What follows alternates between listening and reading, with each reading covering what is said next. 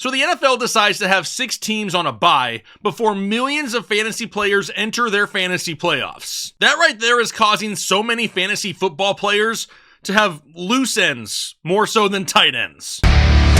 What is going on, Headliner Nation? Hopefully everyone is doing well out there. Yes, we have 6 teams on a bye, but you know what? We're going to do what we got to do. We're going to adapt, overcome, and dominate the fantasy playoffs. Now, in today's show, we're talking about the top 15 tight ends for week 14, but before we get into those rankings, let's see how I did last week.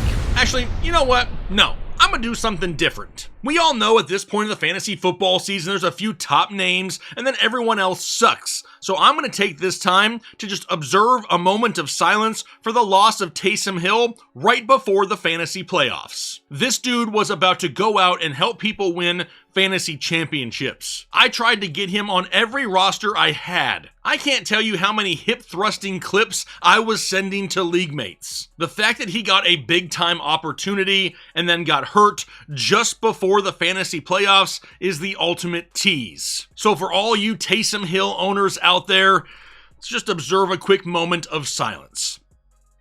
But alright, now we're diving into the Week 14 rankings.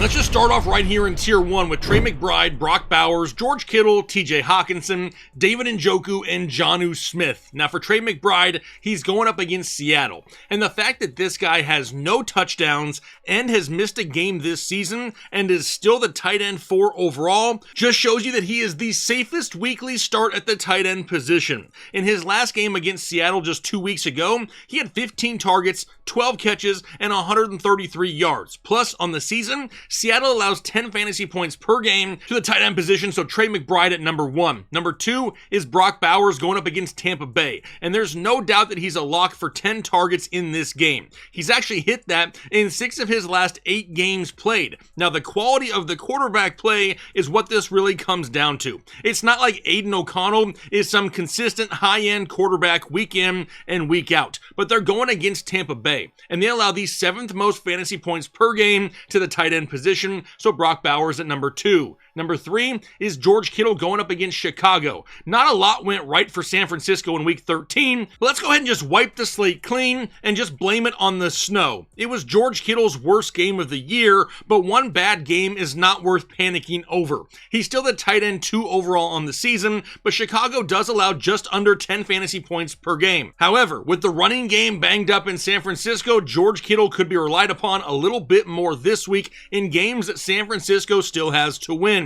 How about TJ Hawkinson going up against Atlanta? Feast or famine really the last month or so of the season for him. He's literally been producing every other week. His yardage totals for the last 5 games are this: 27, 72, 13, 114, 28. So does that mean we're in line for this to be a good week? Really? It's more about matchup for me, going up against Atlanta, who allows 10 fantasy points per contest as well. 9 targets is the magic number. If he can see 9 targets, he's going to be a top 3 tight end. Then we have David Njoku going up against Pittsburgh, coming off a game where he saw 17 targets. Now, no, that is not the new norm. Cedric Tillman was out, and the game against Denver just turned into an absolute shootout. He played Pittsburgh 2 weeks ago, had 1 catch for 9 yards, but that was in a heavy snow game. The reason he's going to remain up inside Tier 1, though, is the big playability and the touchdown chances that he sees each and every week. That's why he's at number 5.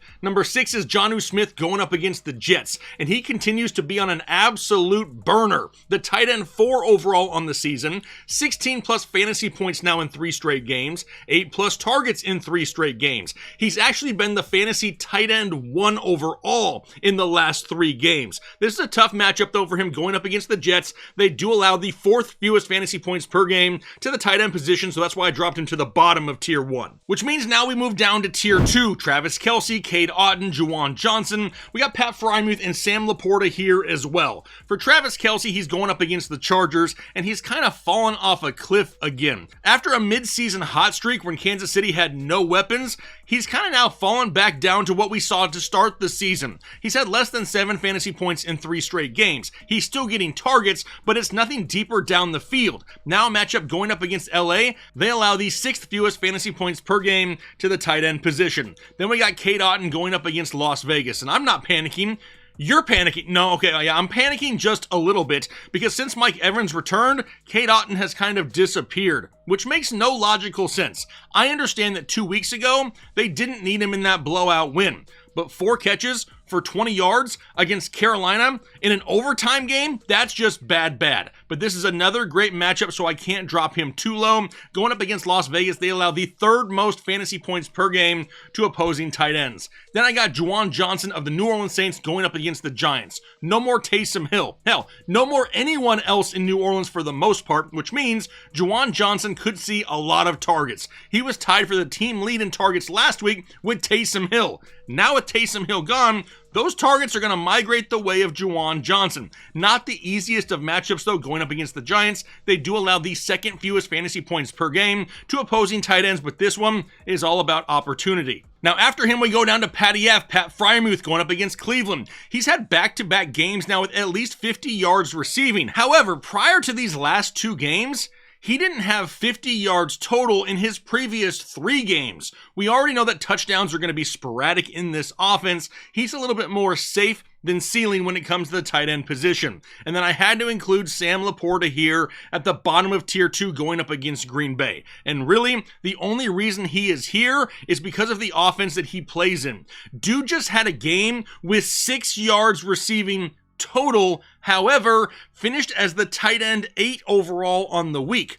3 catches, 6 yards, 2 touchdowns. That is one hell of a stat line. We're praying for touchdowns once again, and the fact that Green Bay allows the 9th most fantasy points per game to the tight end position. Which only leaves us tier 3. It's Will Dissly, Tucker Kraft, Kyle Pitts, and Chiggy Oko of the Tennessee Titans. Now for Dissly, he's going up against Kansas City, and the biggest question mark here is, does Ladd McConkey play this week? Because if not, Will Dissly could get a Chiefs matchup with added targets. The Chiefs allow the 4th most fantasy points per game to the tight end position, but the Dissly ceiling has been super low. He's truly a boomer bust weekly option, but if Ladd McConkey sits, Will Dissly becomes a Verge top 12 option. Then we got Tucker Kraft going up against Detroit. Matchup winning Kraft isn't really around much anymore, but he now has back-to-back games of at least 9 fantasy points, so he is serviceable. Detroit is the best team in the NFL, however, against opposing tight ends. There is no team in the entire NFL that allows less fantasy points to the tight end position than the Detroit Lions. It's hovering right around 5 points per game,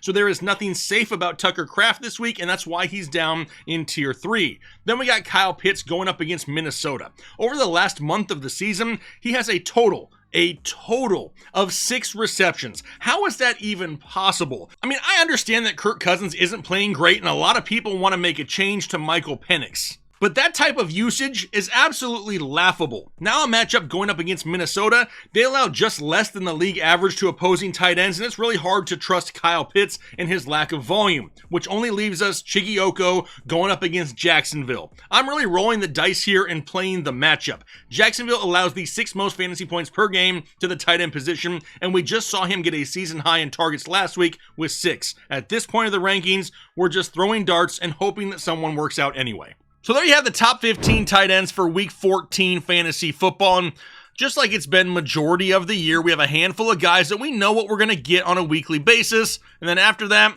we're just throwing darts. We're buying lottery tickets at this position most weeks. Now, if you want the best chance possible at getting a tight end that scores at least 10 fantasy points here this week, you got to hit the like button now. Because if you don't hit the like button, your tight end's only going to score 3 points and you're going to be pissed. But on that note, I'm going to go ahead and get after the day. Hopefully you guys enjoy the rest of your day, and then most importantly, do your part to make the world a better place. Analytics off the chain, all the channels not the same. Jake and Kyle, you know the name. Headline Nation, we running the game.